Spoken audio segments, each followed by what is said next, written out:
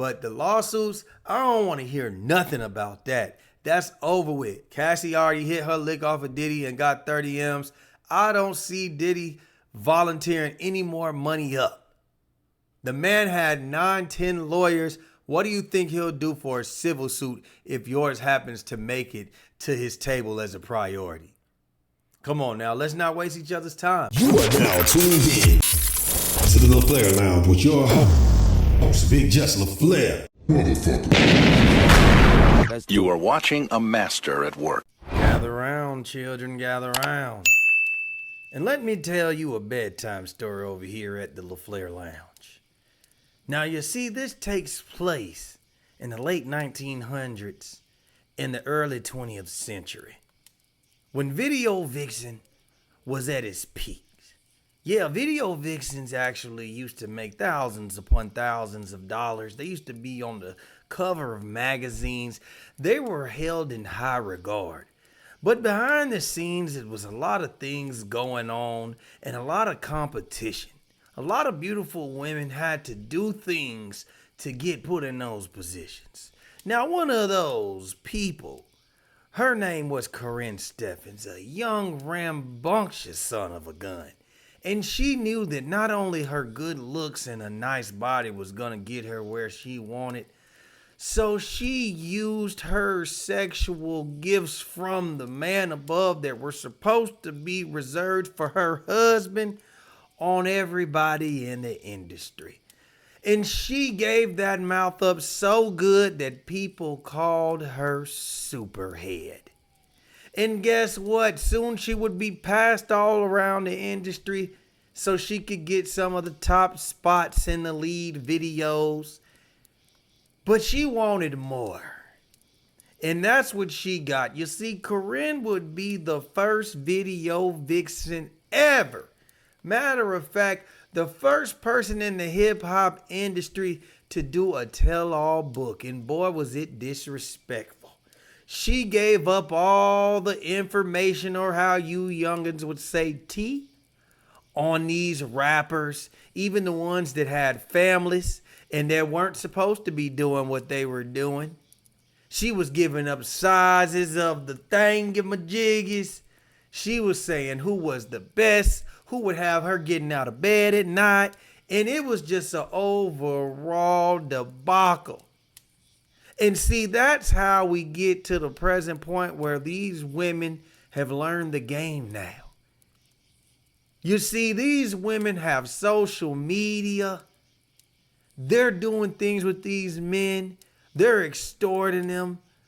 They're getting their own shows. Hell, the video vixen these days are bigger than the rappers. And we all have to thank the godmother, Corinne Steffens, because of that. All right, man. So Corinne Steffens would go on to Piers Morgan broadcast, and she would explain the nature of her relationship with Diddy, being that this was a Diddy-based episode. And she would first explain how she met Mr. Sean Combs. Now, she was gifted to Diddy by Irv Gotti. Take with that as you want. But she would go on to say how the nature of the relationship started good and it ended kind of rocky. A lot of people are kind of aware of your history with Diddy, but for those who know nothing about it, how would you categorize your time with him?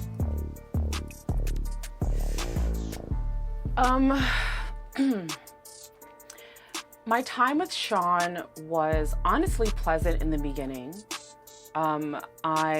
To my recollection, the first time we met, we spent the night together, but he was a consummate gentleman with me in that evening, again, to my recollection.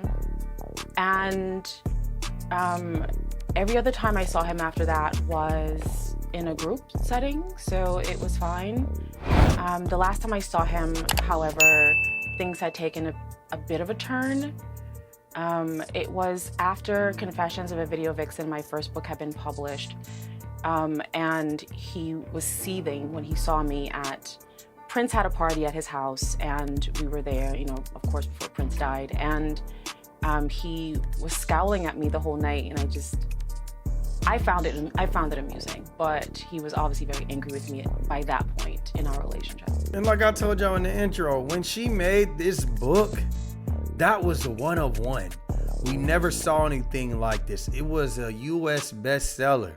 So yes, she spoke on her experience with Diddy in the book. So of course, he was one of the people that were very, very, very upset with Corinne Steffens. Now, Corinne would go on to say how looking at the Diddy trial now gives her a little bit more context as to some of the personal situations and experience that she had with Diddy back then that she logged in her book. She claims that Diddy had a lot of suspicious behavior back then that she really didn't realize until after this trial, when she could put two and two together. Piers, I'm getting new understanding about this line of questioning. I wrote about this in Confessions, where my boyfriend and I at the time had gone to his home for New Year's Eve, Christmas, New Year's Eve kind of festivities. And he pulled me to the side and was just like, "We're friends, right?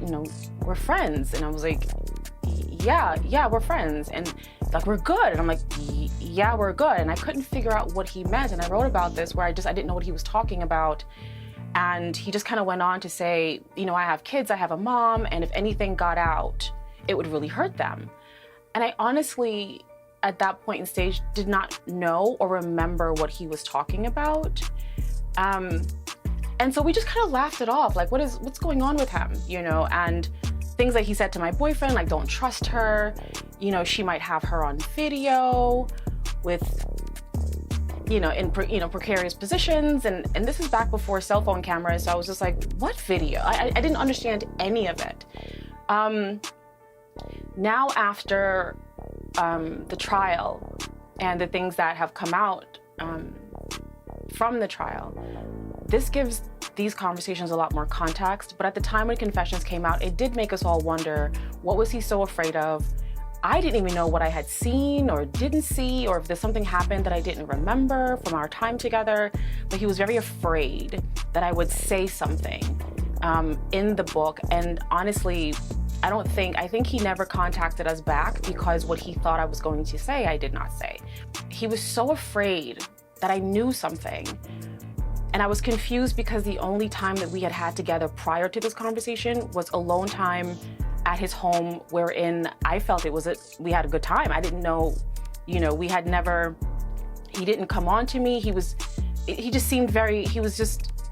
very platonic, I thought.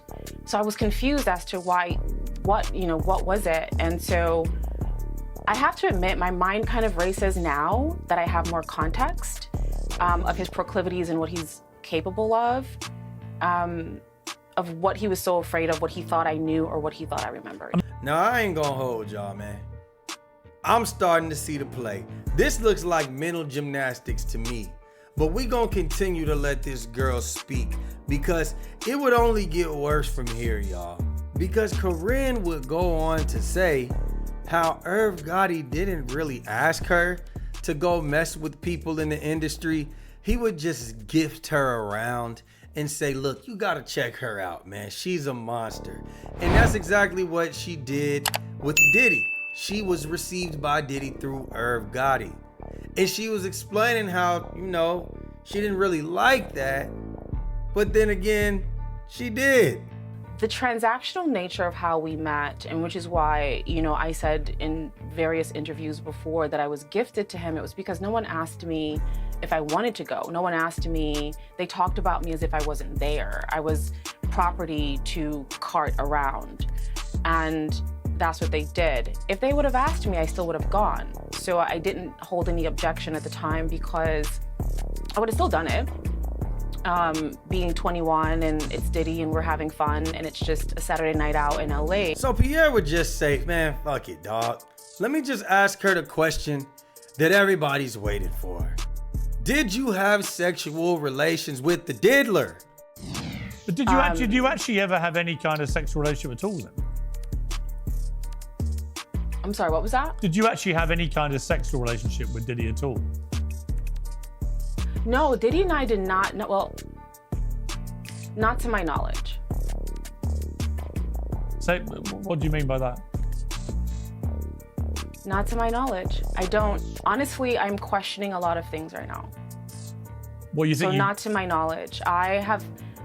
No, I don't think anything right now. I just, not to my knowledge, because honestly. That's a very strange response, though, to not remember whether you did or not. Yeah, isn't it? Now, I got the excerpts from her book. Thank you, ChatGPT.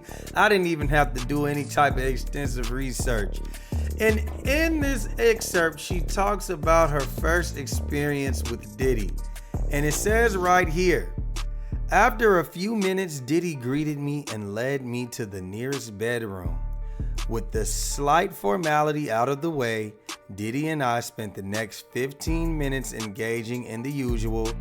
After the experience, he said, "You're one of the best." I said the same to him, when in actuality, he was average. Sounds to me that you broke him off with that washing machine you call a mouth, if we being honest. Now, even Gene Deal would talk about this experience, and he said it was pretty much 90% sure that it was you in that room, giving that sloppy top ill nah to that boy Diddy. And Puff said, "Yo, Gene, watch the door. Don't let nobody come through the door." And I said, "All right." And Slav set it up. And I wanted to say it was Korean, but I'm not sure it was her. But it was supposed to be somebody that was either up to her level in fellatios, or it was her. I'm not sure. And while Jennifer was upstairs, he was down there getting a fellatio from her. It was nobody. It was somebody that was, I'm for sure, I'm almost sure it was her. I'm almost sure it was her. And shout out to Pierre for asking the right questions, man. Exclusive journalism, man. We ain't got time for all the rubbery that Miss Elizabeth is over here trying to speak. Pierre would get down to the nitty gritty and ask this right here. Do you think he took advantage of you when you were under the influence of alcohol and drugs? I don't know. Honestly, I don't know. And but do you fear that's the case now from everything you've read? Honestly, yes. Given the context, now that I know, because again, I never knew any of these things about him before. So the things that I learned in the trial, I did not know. I never saw that side of him. I did not know. I never understood. And again, in 2005, when I published Confessions, it says I didn't understand why he was so fearful of me, because our time together was pleasant. And I was like, wait, what is he so afraid of? What does he not want me to tell? I didn't see anything at that point. At that point, I hadn't seen anything. At that point, we had, I thought, just a friendly, platonic night together. So I was confused then. And 20 years later, I'm confused now. So to my knowledge, I've never had sex with Sean Combs. We never had that kind of relationship. Let me just say this, man. Y'all gotta be careful who y'all mess with, because these people are coming back decades later and doing mental gymnastics when it sounds like she was the freak of the week and she was having an ego stroke, being passed around, sucking off every man in the rap industry. She saw a lick and she took it. Now she's seeing as an OG that these younger women are taking it even further, and she's trying to hit a second lick. To me, it sounds like she's trying to pull the wool over her eyes and just be so confused as to what was going on, and now I'm actually questioning this, and maybe these things were illegal. Yes, it would probably be illegal right now if Irv Gotti was passing you around to the industry. Yes, but you also said even if you weren't distributed like the latest loud pack of that purple yerple, that you still would have went and messed with Diddy. And you still had good times around Diddy. And just like a trifling hoe, you had your nigga in Diddy's house, walking around having a good time, knowing that you was blowing that man off and possibly giving up the snatch at the same time. You also saying you couldn't understand why Diddy was acting like that and acting paranoid because, hey, it was platonic on my end. So I don't think that you should be trying to sue if that is the overall goal, because this interview just hurt your points. Let's be honest. You and Cassie seem to be some overly freaky ass women. When you were young, you was loving to give up that snatch to anybody as long as they made your body feel good. Them drugs, that alcohol, you just fell into the industry the way that you did. There were probably video vixens who never partook in that type of stuff and they kept it strictly professional. You weren't one of those ones. Cassie didn't care about her career. She cared about the benefits of being with Diddy. That's why she only had one single. So let's just keep it real, man. Sometimes you gotta leave the past in the past. You already done had your sweet lick. You still get your residuals from that book. Get your money and keep rolling, dog. Get your booking fees, do whatever. But the lawsuits, I don't want to hear nothing about that. That's over with. Cassie already hit her lick off of Diddy and got 30 M's. I don't see Diddy volunteering any more money up. The man had 9-10 lawyers. What do you think he'll do for a civil suit if yours happens to make it to his table as a priority? Come on now, let's not waste each other's time. Y'all let me know what y'all think down below, man. Do y'all think that Corinne Steffens all of a sudden is just catching amnesia and she's just trying to, hit a lick on Diddy? Or do y'all think that maybe she's putting two and two together and something else happened that maybe she's just now coming to terms with? Y'all let me know what y'all think down below, man. But first, if you guys want to see the explosive plan that I got for 4 extras to do to be successful in the industry still, now that he's blown off his hand, please hit the link somewhere on the screen and let me know what y'all think about that in the comments, man. Like, share, subscribe, comment, hit that notification bell, and we out, baby. Boom.